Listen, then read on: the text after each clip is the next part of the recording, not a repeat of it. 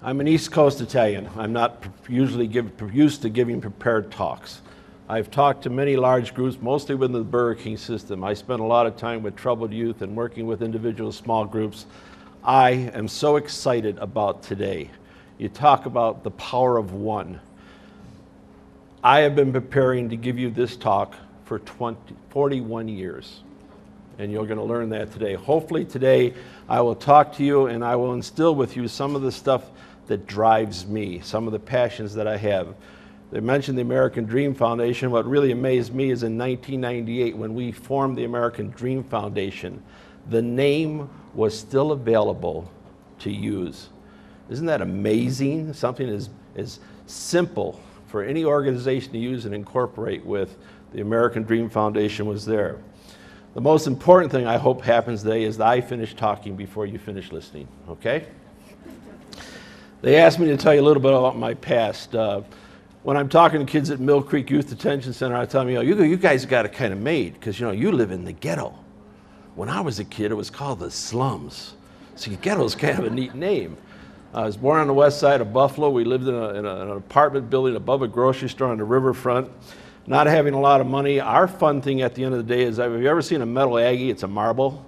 We would come home at the end of the day, and out of the rear window, we would bomb the rats and hopefully kill them. That was our entertainment. It was that kind of a fun thing. I grew up on the west side, and I love the fact that I grew up the way I did. In fact, I always tell people when I was a kid, I was so poor I couldn't pay attention. I went to What's the Matter You? Was a member of Tappacaga Beer. That was about it. My life turned around when I was 15 years old. I was a leather jacket greaseball gang member. And my mother remarried. And my stepfather was 44 years old, and he had never had any kids. And he inherited me, and I had been alone from 7 to the age of 15. He had the first MG coupe on the East Coast. When he married my mother, he decided he needed a family car, so he got an Austin Healey 3000. Had these two little jump seats in the back, and I was still big then. 2 months after we were there, a situation arose where I wanted to show off a little bit, so I stole the car, and I totaled the car. He came home that night, and I told him what happened, and he didn't say anything to me. 2 weeks went by before he had the talk with me that for whatever the reason was, it clicked. He said, "Do you realize what you did?" And I said, "Took the car without permission, totaled it." He says, "No, son, let me explain something to you. You lost my trust. When you're born, you have a name. It's a good name. It's what you do with that name that's important." And at that point in time, I realized that, and it clicked. Then he said to me, "Punish yourself." I gave up my license and didn't drive till I was 18. I paid to fix the car, my own self-punishment. But that was the formulation of the difference between where I was going and where I ended up. I tell people, show me that cocky, wise kid, and I'll show you a leader. It's up to us to harness that leadership. It's up to you to set that example within your family, within your community, and it's a dying trait. Because as we look around and we look at the problems we have today, where are our role models? Where are the people that set the agenda for us today and the things that are going on? And it starts with you, okay? At the age of 20 years old, I was an introvert. Remember that after you get done listening to me today. I ended up joining an organization, a community organization, and I got involved. I started off as a meat cutter, and I always remember I started off as a cleanup boy. And during the course of that period, I was asked to do some meat stuff, and that was really cool. And then one day it was so busy they threw the stuff that I was doing away. And the guy turned to me and he said, "It takes a long time to become a meat cutter." A year and a half later, I was his boss. For all of yous out there, that's the greatest motivation in the world. Tell somebody they can't be or can't do something. And I ended up being a meat supervisor for the largest grocery chain in Western New York, and I hated my job. The most important thing in life is to be happy. So I left a job, at that time, 1976, I went from $18,000 a year to $8,000 a year to become a night manager for Burger King. Right time, right place. Burger King sells out to Pillsbury. They decided to develop the Buffalo market, and my career path just spiraled. And I was doing great. Then all of a sudden, a guy asked me, a franchisee, would you ever want to open up your own business? And I believe nothing ventured, nothing gained. He set up a meeting for me with a guy that was really rich. And we met for 8 hours in August of '76, and we clicked. The next thing that happened is I was called up by Burger King, and they said, we have an opportunity for you in Logan, Utah. Do you want it? I had never been west of Chicago. That Saturday, I had to make this decision by Monday. I'm playing with my kids. I pop a wheelie on the bike. I put my foot out to brake my fall. I turned my ankle 180 degrees. I'm in a cast for a week. I can't come out here. I made the decision to come to Utah sight unseen. And based on what was happening in New York, my youngest boy was in 6th grade. They had found a kid selling hard drugs. We had gone through a 50% property tax increase. And I turned to my wife and I said, you know, we live in hell. Can't get any worse than this. Moved to Logan, Utah, type A businessman. And the greatest, and my oldest boy was 12 years old. So the first time I did everything really good in life, the outdoors, I was able to do it with my sons, experiencing it with them. And I love this state. I could be part of the Chamber of Commerce of the state. It's the greatest state I think it's in, and we've done a lot of traveling. I want you to know that I learned by listening. I'm not a reader. I had ADD before they diagnosed it as ADD. But I listen to motivational speakers, and I can tell you everything that I've learned from some great speakers. But getting back, what turned it all off? At the age of 20, a guy asked me to join the Niagara Falls JCs, the United States Chamber of Commerce. The JC motto was leadership training through community service. So as your program today is what you're talking about, let me explain something to you. I ended up where I am because I got involved in my community. And all of a sudden, I'm running a project for the city of Niagara Falls. And I got to get people to work on this thing that aren't going to get paid. You talk about learning about human relations and management. I learned it from this organization. The JC Creed became the motto for my life.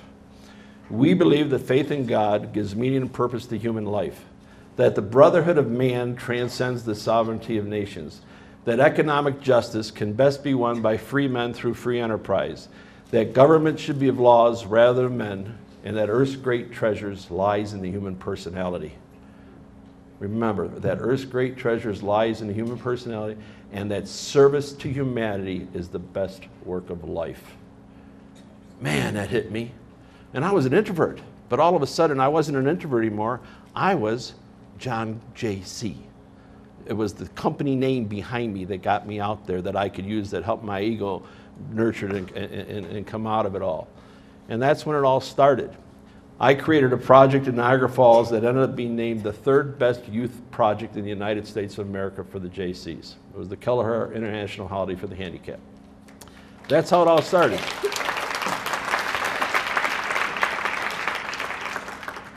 Let's go back to the JC Creed a second. It says we believe in God. So if there's some people here that have a different persuasion, let's just say we believe that in honesty and integrity is the best. That brotherhood of man transcends the sovereignty of nations. There was a movie made about World War I. You know, government's called the problem. Have you ever traveled? People are great all over this world. And people don't cause problems. Governments cause problems.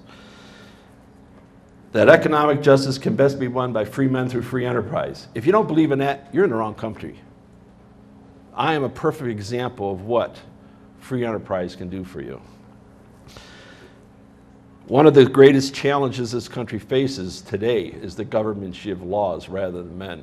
Some of the interpretation of our laws is being misconstrued, in my opinion. I already told you that's the earth's great treasures lies in human personality. Let me tell you, look at the good in people. You're not going to want to party with everybody. You're not going to want to socialize with a lot of people, but everybody brings something to the table. And as later on I'll tell you, this is what's come out of our 4th of July event. Service to humanity. I got to tell you, our founding fathers, James Madison in particular, beat on the desk when they wrote the Constitution. He said, welfare and social service are a function of love of your fellow man and religion. They don't belong in government. Too often, we're not taking the time to nurture the people that are out there to make them more productive. My grandparents, I never knew. My grandfather came to this country when he was 21, didn't know if he would get into this country. My grandmother, who was married, came a year later. She didn't know. And because they made that sacrifice, they went through that. Here I am today. Here I am today. And I'm going to give you a commercial in a minute, which I hope you'll appreciate. And this is the commercial. I would not be here today talking to you. I would not be doing what I'm doing with the success of my life if it wasn't for the IRS. In 1987, when things weren't going too good for me, I had a girl that I hired when I had 2 restaurants who was coming to Weber State to get her accounting degree. And she helped me build my company. Sharp girl. In 1987, I was scheduled for a total compliance audit. Now, I'll give you a commercial for a guy that I really should. There's an accounting firm in this town called Schmidt Griffiths. Harlan Schmidt in particular is my CPA when we set up business, and he taught me something back when I was that rookie. Run good books. Don't cheat. I don't do a lot of entertaining. I don't do a lot of that stuff. Don't have company cars, but run good books. Well, this girl had embezzled me. Every compensating account I had was gone. They were on the books, but they were gone. If it wasn't for this total compliance audit, I would have been wiped out in another 12 months. But because of the audit, she had to admit the way she did things, and I won't go in a lot of detail. If you want to ask me after, I'll share it with you. But they did it. When they finished with the audit, because I ran good books, they could have made me go back and open up all the returns and do it all and made my accountant really rich. But because I ran good books, they realized the net effect would exactly be the same. So they just said, good job. So I owe it to the IRS. I'm not a government guy, but let me tell you something. The most efficient group of government employees that exist in this country today are the IRS employees. And I don't know if you ever heard that before.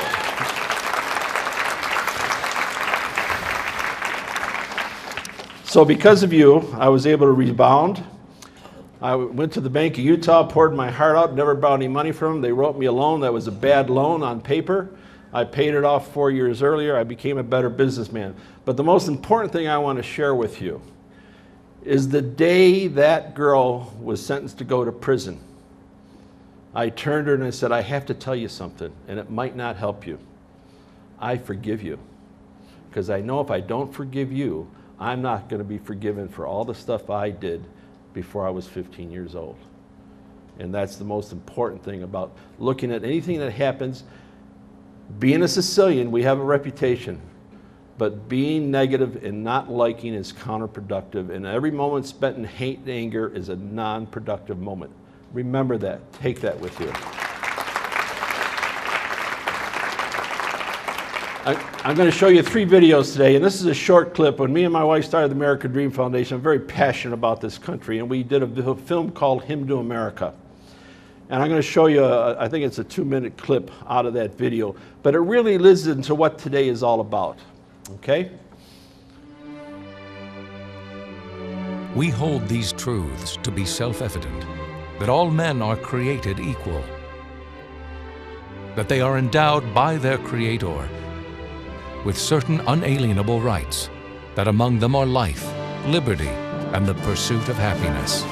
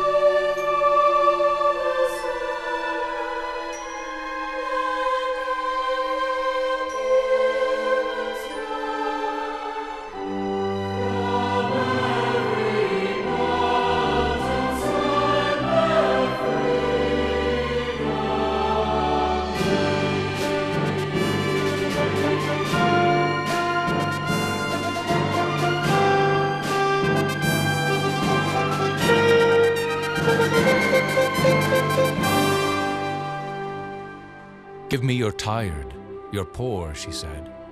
And so they came. Those who were tired of the spiritual and physical shackles, and those who were poor, but not poor in spirit.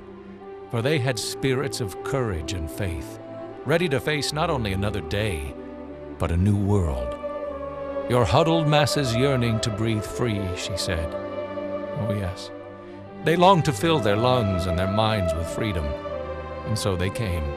She lifted her lamp, and they came. Clothed in the armor of hope and the shield of a dream, they came. They worked in the factories, and they worked the land.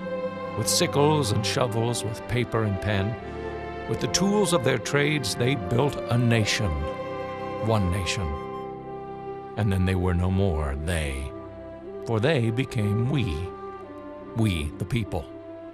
Yes, we have raised children and crops and a banner of liberty, and we have defended that banner with passion and patriotism, but not without a price. From George Washington to Martin Luther King, from Clara Barton to Harriet Tubman, from Lexington to Iwo Jima, and from Kosovo to New York City, the blood of our children and the tears of their mothers stain the fabric of America and give her strength. No, we are not perfect, nor are we untarnished, but we are Americans. Strong in our diversity we stand, holding high that lantern of liberty for all the world to see.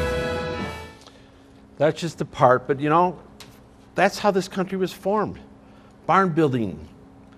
People got together, they worked together, they shared their lives, they ended up having parties afterwards. For those of us as young as me, you remember a movie, Seven Brides for Seven Brothers. It was all what it was about.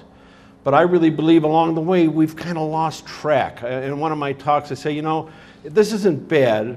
We've become a nation of united givers, and nobody gives more than the people of the United States, but nobody takes the time anymore. Nobody really gets involved in what they're doing. And the byproduct of being involved in what you're doing is how it can better you personally. There's nothing wrong with that. They say that families had it rough back then.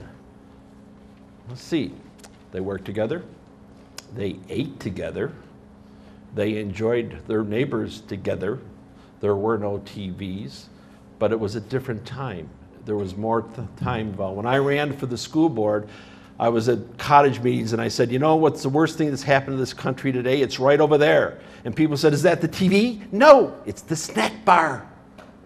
Families don't eat together. I learned about government politics at the dinner table. I listened to my parents talk. It doesn't happen anymore. You have to talk to your children. You have to read to your children. You have to share your opinions with their children, and hopefully they'll get old enough that they'll form their own opinions. And that's okay. That's what this country's all about. This is a nation of immigrants. I work with a lot of groups, and I did my genealogy work, and we found this microfiche in New York that talked about the Sicilian migration from Montemaggiore, Sicily to the United States, what they encountered, what all happened to them. I use it all the time now. I work with a lot of different Hispanic groups, and I say, change the name. We need the Hispanic culture. We need legal immigration. Hopefully these idiots that we elect to office realize that's what it's all about, because it's the immigrants that made this country what it is today. You may have heard the slang word that I grew up with. It was called WAP. Do you know what it stands for? Without papers. It's really simple, man. We had it. The Italians had it. Nobody had it worse than the Irish.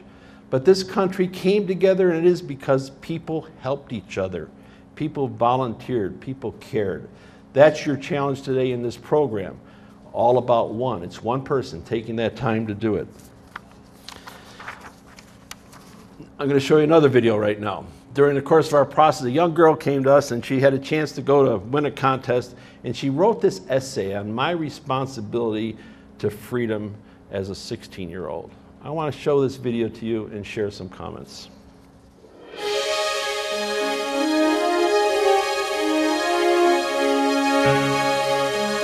And so, my fellow Americans, ask not what your country can do for you, ask what you can do for your country. My fellow citizens of the world, ask not what America will do for you, but what together we can do for the freedom of man. So what can I do for the freedom of man? As teenagers, we often think that our turn to contribute will come at some later time, when we can vote and pay taxes and fight for our country.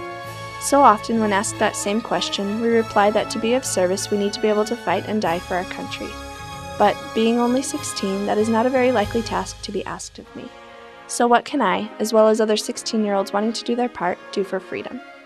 My solution is not so direct as voting for responsible leaders or fighting for my country, but is just as vital, if not more so, than the obvious responsibilities that an adult citizen of this country has.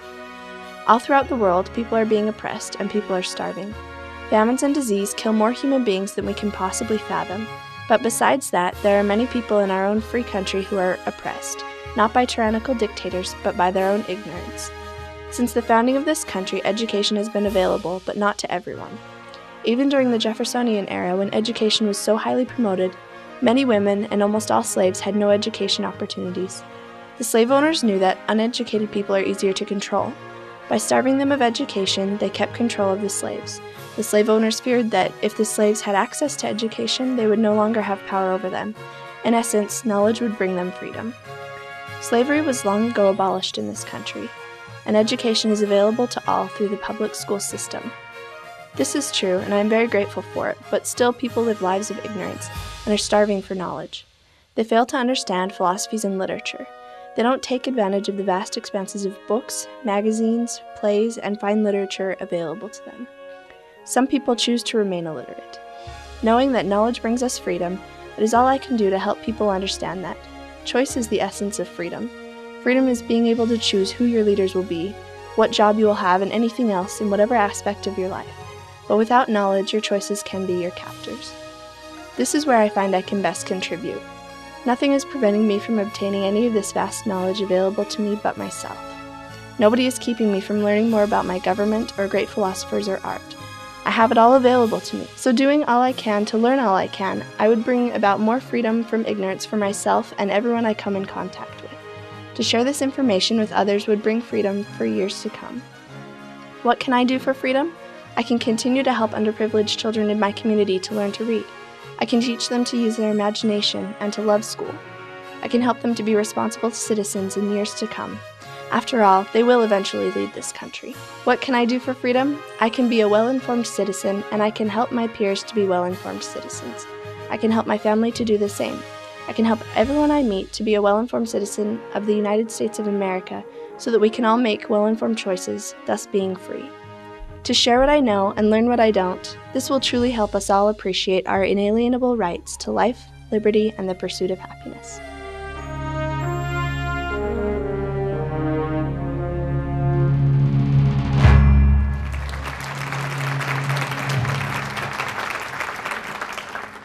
This is what today is all about, isn't it?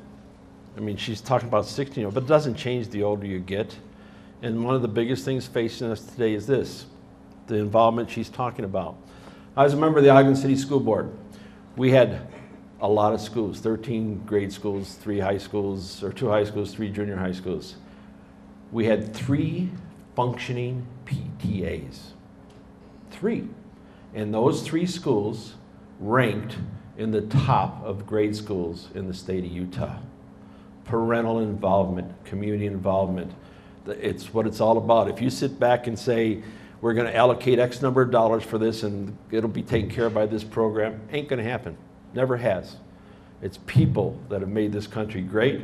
It's people that will keep this country great. And I challenge you, and I hope today's meeting is about just doing that. Finding a way for you guys to take the time to do it. And remember something, anybody here in their early 20s, anybody here that doesn't like to be in the public eye or talk, you were me. You were me. So it is possible. You can be anything you want.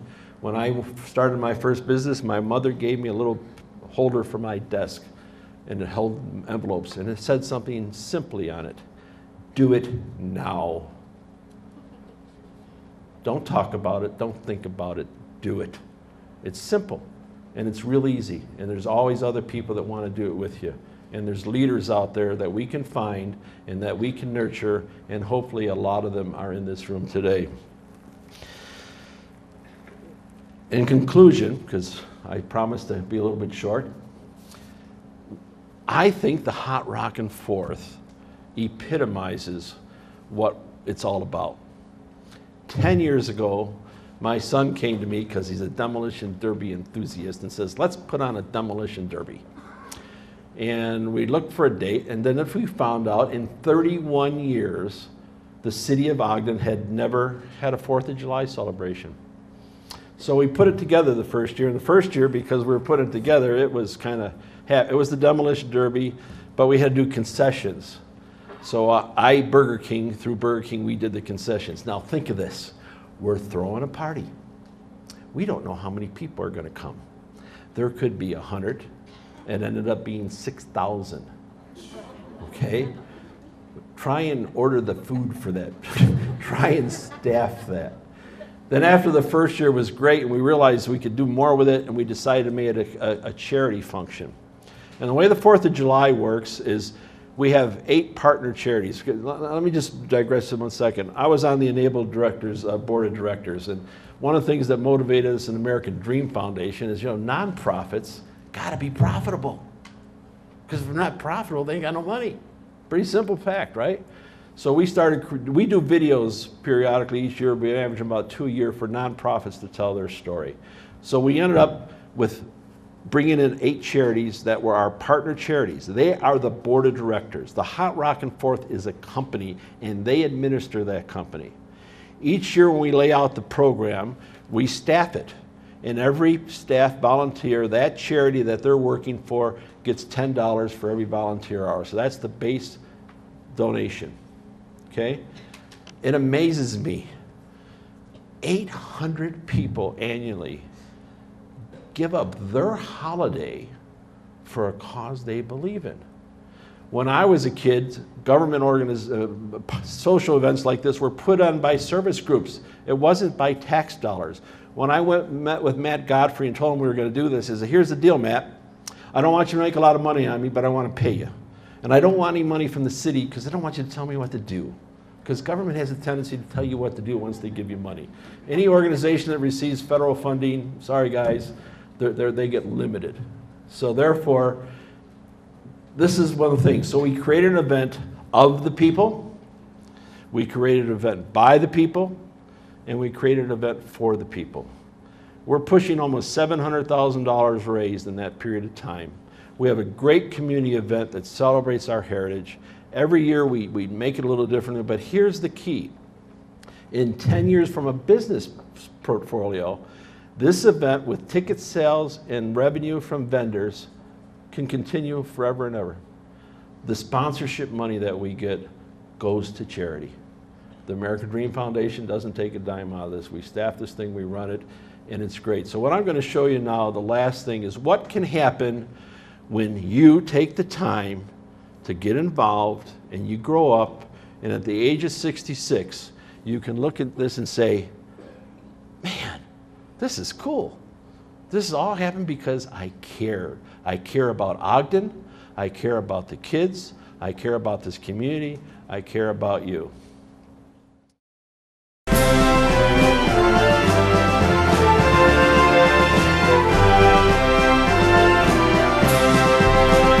Good evening, everyone. We certainly hope you're having a good and happy Independence Day. All across the nation tonight, Americans are coming together to celebrate the country's 229th birthday. What a wonderful place to celebrate Independence Day, and what a great day Hot Rockin' Fourth has turned out to be. Ogden gave us a very warm reception, and there are thousands of people here right now.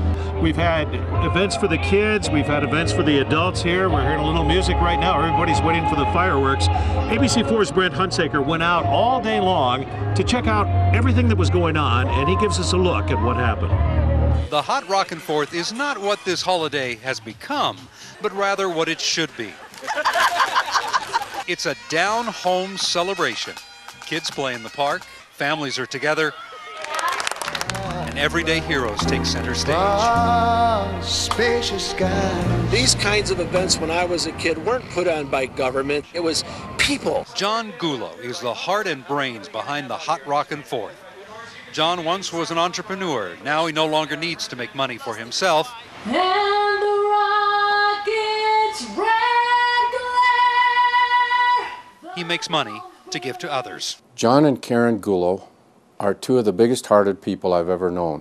And when they organized Hot Rockin' 4th, it was a real benefit to the charities in northern Utah, because all of the proceeds that come from Hot Rockin' 4th go to those charities that participate in that project. Man, everybody helping everybody. This is cool.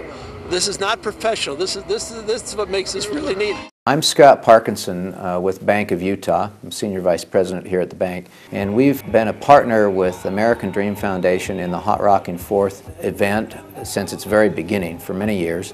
And I think we saw an opportunity to help revitalize the community. It's been a huge success. I think our employees, and I hope our customers, are really proud of our relationship with Hot Rockin' 4th. We look forward to it every year. Some 800 volunteers made all of this happen today.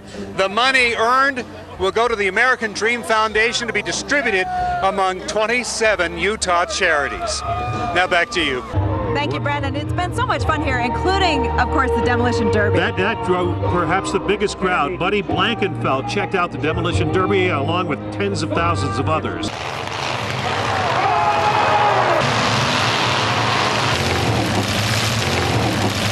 "58 cars with drivers from all over the West entered the arena like modern-day gladiators."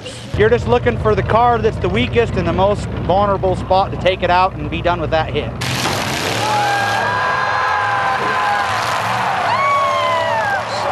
Five, 4, 3, 2, 1. Let the fireworks begin. Happy birthday, America. Take care. All right.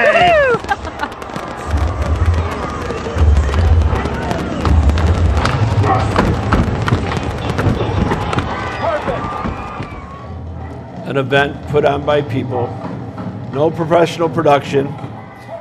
Everybody's saying this is here. Each year we do a white paper. Hopefully you guys do it when you're doing your business management. And we say what worked, what didn't work, what we can do.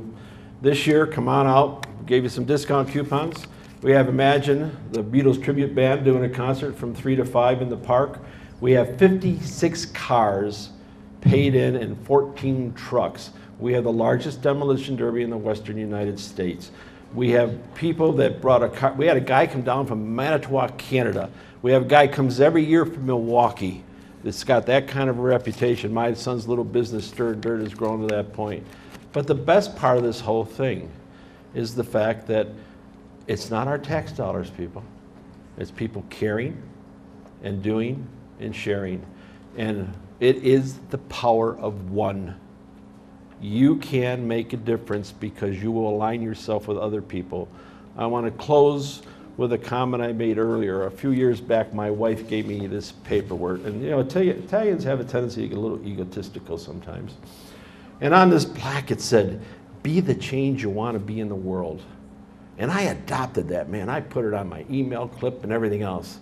Then I found out afterwards, this guy Gandhi wrote it. He had a lot of nerve, you know? I thought this was my baby, but I just might pick the power of one from now on, if you don't mind, and incorporate that in our promotions. Take the time, pay it forward, help build this country, because it's your country, and keep it going and thriving. Thank you.